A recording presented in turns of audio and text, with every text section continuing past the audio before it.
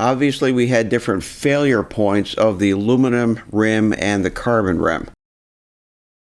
Let's look at a generic rim, and for simplicity, we'll say that it has just 4 holes, and we'll label these at 12 o'clock, 3 o'clock, 6 o'clock, and 9 o'clock, and we want to answer this question: why did the aluminum and carbon composite rims fail at different points?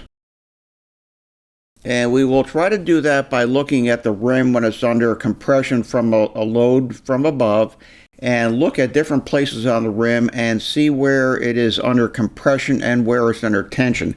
At the top of the rim, at the outside edge, this part here is under compression. So is it down here. Now on the sides, the rim is under tension on the outside there and under tension here. On the inside of the rim, right here, the rim is under tension on the inside and is under tension here as well, whereas on the side where the hole is on the inside, the rim is under compression. The stresses on the rim at 12 o'clock and 6 o'clock are about 50% greater than the stresses at 3 o'clock and 9 o'clock, so you can see that the force vectors are 50% longer as well. With the aluminum rim, I have tension forces here at the top and tension forces here at the bottom, and that tries to pull the rim apart where there's a stress concentration point at the hole, and eventually the rim cracks either here or cracks down here at the bottom. But my carbon composite rim with the same forces on it cracks at the sides. Why is that? Recall that the carbon composite rim is made of layers of prepreg.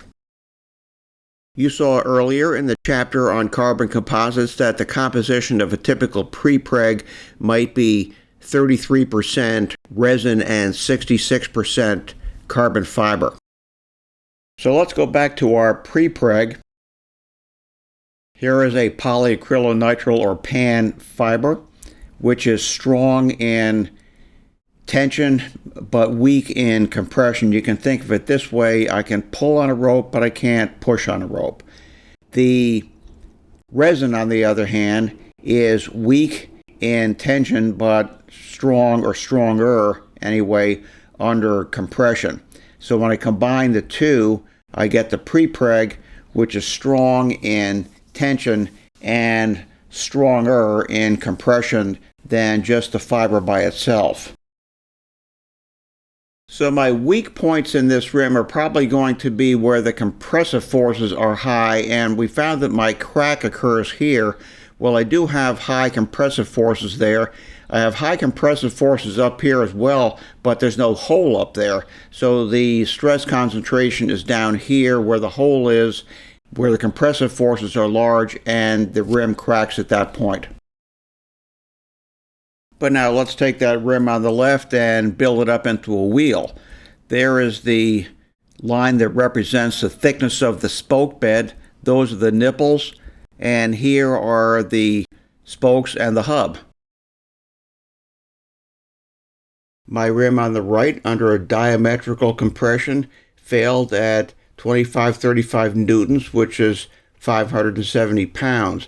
Now, if you look at my wheel on the left, I put tension on the spokes, and I might bring those up to a tension of 1300 newtons, and if I had a 32 spoke wheel, that would be a total of 41,600 newtons. And despite the fact that I have all that tension on the spokes, the wheel is phenomenally strong. As opposed to my diametrical compressive force, my circumferential compressive force is the sum of all the tension on the spokes divided by 2 pi, and that is 6,624 newtons, which is 1,487 pounds. On the right I have 0.29 tons. On the left I have 0.74 tons of compressive force. So you see that my circumferential compression is about 3 times the diametrical compressive force. But the tension on my spokes puts forces on the nipples that pull them inward at 3 o'clock and 9 o'clock, as well as 12 o'clock and 6 o'clock, and that puts inward forces on the inside of the rim and puts them in tension and thus plays to the strength of the carbon fiber composite.